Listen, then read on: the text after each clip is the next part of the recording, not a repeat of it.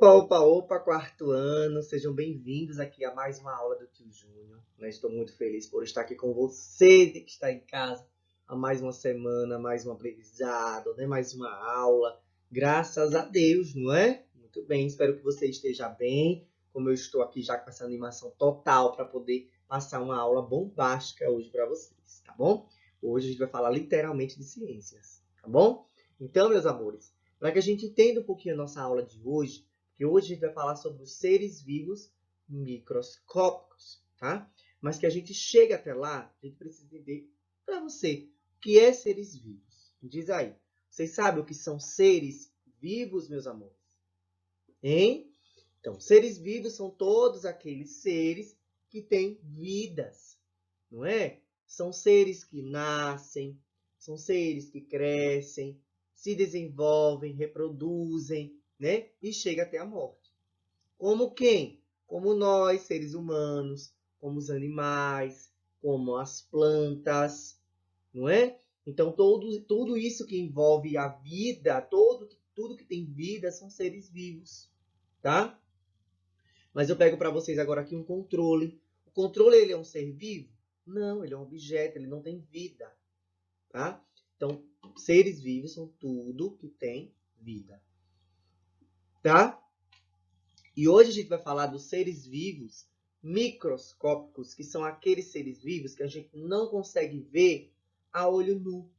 A gente não consegue ver olho no olho, pegar aqui e ver como eu estou vendo agora esse controle, como eu estou vendo você aí, como eu estou vendo esse computador aqui na minha frente, tá?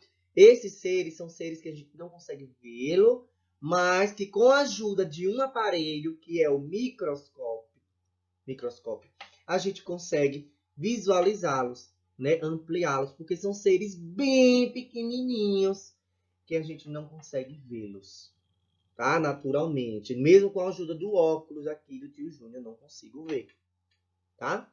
E a gente vai ver um pouquinho dos benefícios que esses seres trazem para a gente, né? O que também eles trazem de prejuízos, porque também tem alguns que são bons e outros que são ruins, tá? Então é isso que a gente vai estar vendo na aulinha de hoje, tá? Então, vocês já ouviram falar de bactérias? Bactérias são seres microscópicos, tá? E existem bactérias boas, bactérias ruins, né? Você acha que todas as bactérias são prejudiciais? Não. Tem bactérias também que servem para o nosso bem, tá?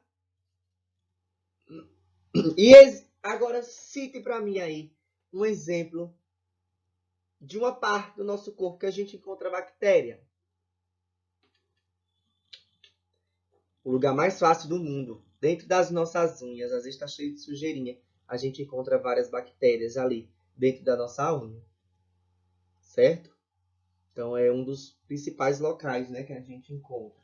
Então, já pega o livro de vocês aí, abre para que vocês possam estar acompanhando comigo a nossa aulinha de hoje, meus amores, tá bom? Para que a gente faça uma aula bombástica, tá? Então, vamos iniciar.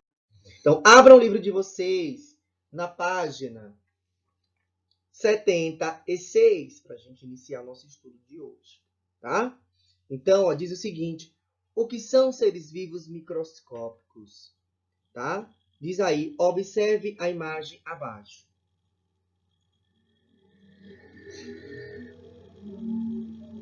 Ó, então cite os seres vivos que você observa na foto ao lado.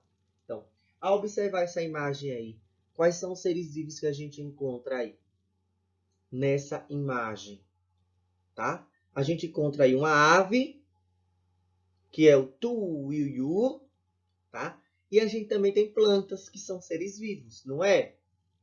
É o que a gente observa aí na imagem.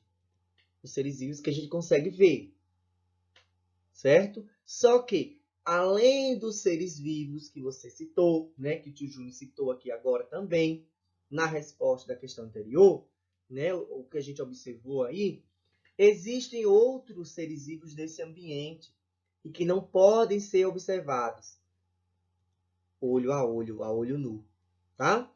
Eles são conhecidos como seres vivos microscópicos e podem ser observados com auxílio de um instrumento, como o microscópio.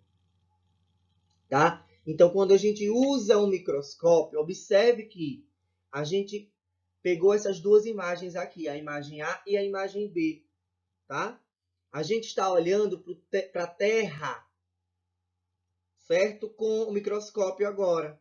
Olha só o que a gente vê. Várias bactériazinhas ali, fungos. Mas que se a gente olhar para a Terra, a gente não consegue ver. Só com a ajuda do instrumento, do microscópio. E olha aqui o que tem, ó, vários bichinhos também presentes na folha. E a gente não consegue ver, tá? Então, muito importante quando a gente for comer uma salada, quando a gente for comer uma fruta, lavar bem o alimento. Lavar bem o alimento para que todos esses serizinhos aí que a gente não consegue ver, para que eles saiam do alimento, para que a gente não coma com ele, tá? Então, por isso que é muito importante a gente lavar bem os alimentos. Porque quando a gente olha para o alimento, a gente pega ali, eita, que maçã linda. Mas a gente não consegue ver os serizinhos que tem nela. A gente só está vendo a maçã bonita. Mas a gente tem que lavar bem, mesmo que esteja bem bonita ali aquela fruta, aquele alimento. A gente tem que lavar antes de comer. Tá? Então, ó, avançando aqui ainda na página, tá? 76, diz o seguinte: protozoários, né? A maioria das bactérias e alguns fungos são exemplos de seres vivos microscópicos. As imagens A e B acima foram obtidas com o uso de um microscópio e mostra alguns desses seres vivos. Foi o que a gente viu que estava ali na imagem A e B, tá? Os seres vivos microscópicos podem ser encontrados no solo, na água, no ar. Olha só quanto lugar a gente pode encontrar. Nas plantas, no corpo humano e no corpo de outros animais. Esses organismos microscópicos participam de diversos processos nos ambientes, como a decomposição da matéria orgânica, certo? Ao se alimentarem de resto de animais e de plantas, tá? Esses serizinhos, eles se alimentam de resto de plantas e de animais, tá? Percebam que quando morre algum animal, que aquele animal fica ali, naquele local que a gente não joga, futuramente, quando a gente vai olhar, só tá os ossos. Então, isso por quê? Porque os fungos, as bactérias, comeram todo aquele resto do animal, né? Então, ó, ao se alimentarem de restos de animais e de plantas, os fungos e as bactérias decompositores transformam os restos de seres vivos, ou seja, a matéria orgânica, em substâncias que podem ser absorvidas pelas plantas e que favorecem o desenvolvimento delas. Ou seja, esse resto de plantas, de animais, né, que esses fungos e essas bactérias, né, vão decompor, podem servir de adubo para as plantas, que aí ajuda no desenvolvimento da planta.